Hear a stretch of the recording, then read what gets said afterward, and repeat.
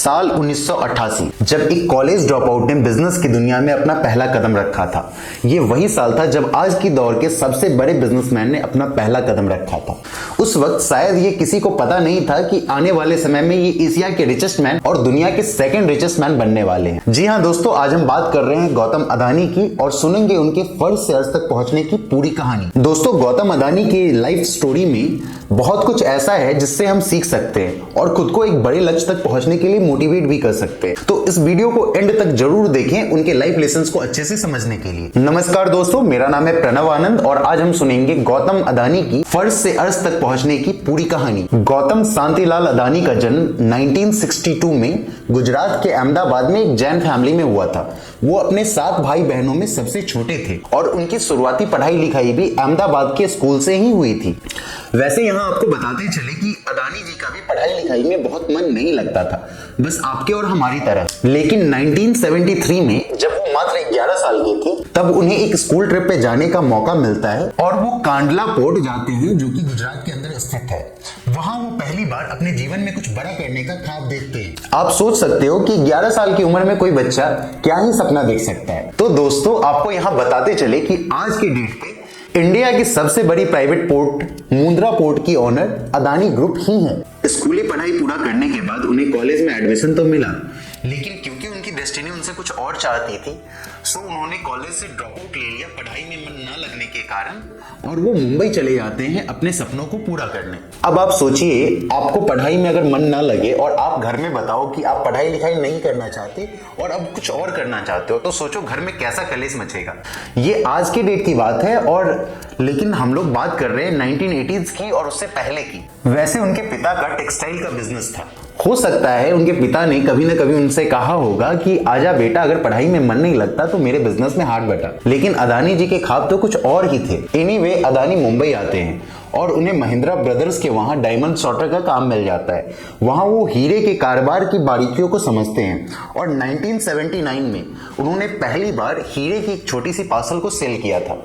इसके बाद अदानी ने खुद की हीरे की बिजनेस स्टार्ट करी मुंबई के अंदर। यहां तक तो इनकी लाइफ बस चल रही थी, लेकिन उनके लाइफ में एक मेजर टर्न आता है 1982 के अंदर, जब उनके एक बड़े भाई मनसुख भाई अदानी अपनी प्लास्टिक प्रोसेसिंग यूनिट के बिजनेस को मैनेज करने के लिए अदानी को अहमदाबाद बुलाते हैं। कहते हैं एक अच्छा बिजनेसमैन वो होता है जो इस चीज को समझता है कि कब किस बिजनेस में एंटर करना है और कब उससे बाहर निकलना है। उस प्लास्टिक प्रोसेसिंग यूनिट को फुल कैपेसिटी पे ऑपरेट करने के लिए उन्हें बहुत दिक्कत आ रही थी रॉ मटेरियल की शॉर्टेज की, और इसको फिक्स करने के लिए अदानी को आइडिया आता है इंपोर्ट का कि क्यों ना रॉ पीवीसीज को बाहर से इंपोर्ट करके लाई जाए। 1983 में अदानी कोरिया के एक टूर पे जाते हैं।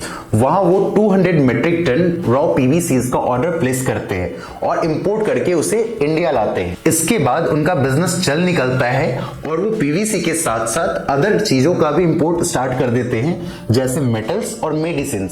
और 1986 में उनकी शादी होती है प्रीतिबेन अदानी से। उस वक्त तक वो गुजरात के जाने माने बिजनेसमैन बन चुके थे। इंपोर्ट एक्सपोर्ट को एक्सप्लोर करने के बाद अदानी अगला स्टेप बढ़ाती हैं पोर्ट्स के बिजनेस में। 1993 में गुजरात गवर्नमेंट मुंद्रा पोर्ट के प्राइवेट मैनेजमेंट के लिए टेंडर लाती है और 1995 में मुंद्रा पोर्ट अदानी ग्रुप को अलॉट हो जाता है। दोस्तों, मुंद्रा पोर्ट के अलॉटमेंट को लेकर कई सारी कंट्रोवर्सीज भी है, जिसपे हम कभी किसी और वीडियो में बात करेंगे। और 1998 में बस 3 साल के अंदर मुंद्रा पोर्ट को स्मॉल स्केल पे ऑपरेट करना भी स्टार्ट कर दिया जाता है। यहाँ सीखने वाली बात यह है कि अगर आप बिजनेस करते हैं तो सब कुछ ठीक हो जाने का इंतजार मत कीजिए। जो कैपिटल हो, जितना ही रेवेन्यू आ सके वो लाइए और उस रेवेन्यू को, उस प्रॉफिट को बिजनेस में इन्वेस्ट कीजिए और ग्रो कीजिए। सब कुछ अपने आप ठीक नहीं होता है, करना पड़ता है। इसके बाद मुंद्रा पोर्ट ने जो कमाल दिखाया, इट्स द हिस्ट्री।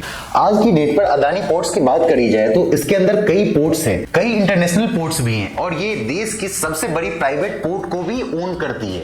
इसके बाद गौतम अदानी ने अपने जीवन में कभी पीछे मुड़कर नहीं देखा और वो कंटिन्यूअसली अपने बिजनेस को डाइवर्सिफाई करने पे फोकस करने लगे। अगर आज की डेट की बात करें तो अदानी ग्रुप का बिजनेस कई सेक्टर्स में फैला हुआ है और इनके कई company 1 lakh crore plus valuation वाले हैं, जैसे Adani green energy, Adani ports and special economic zone, Adani power, Adani Wilmer, Adani transmission, Adani total gas और अदानी इंटरप्राइजेस। ये कोल माइनिंग से लेकर मेटल माइनिंग तक, ग्रीन एनर्जी से थर्मल पावर और गैस तक, एग्रो बिजनेस में एडिबल ऑयल से लेकर फ्रूट्स तक सबके की प्लेयर हैं। अदानी ग्रुप ने हाल फिलहाल में ही अपना एक नया सुपर ऐप भी लॉन्च किया है और इनके कई अदर डिजिटल प्रोडक्ट्स और सर्विसेज पाइपलाइन के अंदर में हैं। आज की डेट पे इनकी 7 स्टॉक मार्केट में लिस्टेड कंपनीज है। दोस्तों ये थी अदानी की बिजनेस और उनके एम्पायर के बारे में। अब आगे हम देखेंगे कि इनकी लाइफ स्टोरी से हम क्या सीख सकते हैं। नंबर 1, गौतम अदानी बहुत ही बड़े विजनरी बिजनेसमैन है। ही always thinks big in life. Number 2, ये आज की दुनिया के सबसे बड़े बिजनेसमैन है, सेकेंड रिचेस्ट पर्सन है,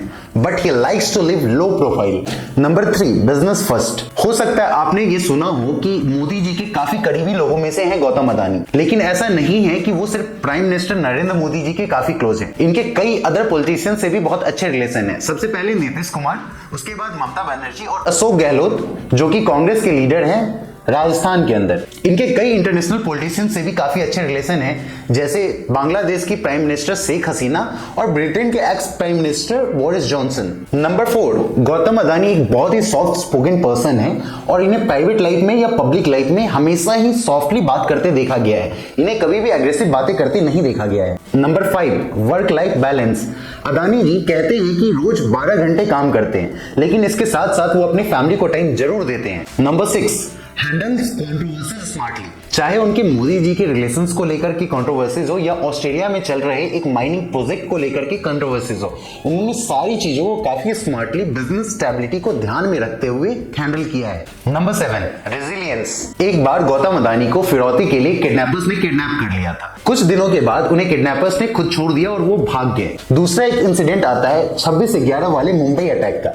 जिस वक्त मुंबई ताज होटल पे अटैक हुआ था, वो ताज होटल के अंदर ही डिनर कर रहे थे और वो वहां से अपनी सूझबूझ और काबिलियत के बदौलत बाहर निकलने में सक्सेसफुल हुए। इस पे मीडिया में पूछे जाने पर अदानी जी कभी कोई जवाब नहीं देते। आज की डेट में गौतम अदानी एशिया के रिचेस्ट और दुनिया के सेकंड रिचेस्ट इंडिविजुअल है। इनकी नेटवर्थ $150 बिलियन प्लस है।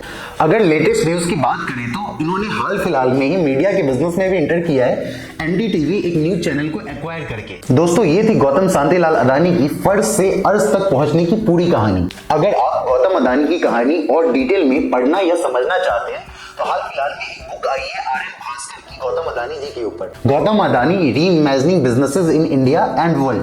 आप इसे भी पढ़ सकते हैं। अगर आपको इंस्पायरिंग और मोटिवेशनल स्टोरी सुनना पसंद है तो आप इस चैनल को सब्सक्राइब भी कर सकते हैं। मैं अच्छे इंस्पायरिंग और मोटिवेशनल स्टोरीज लाता रहूंगा। बहुत बहुत धन्यवाद।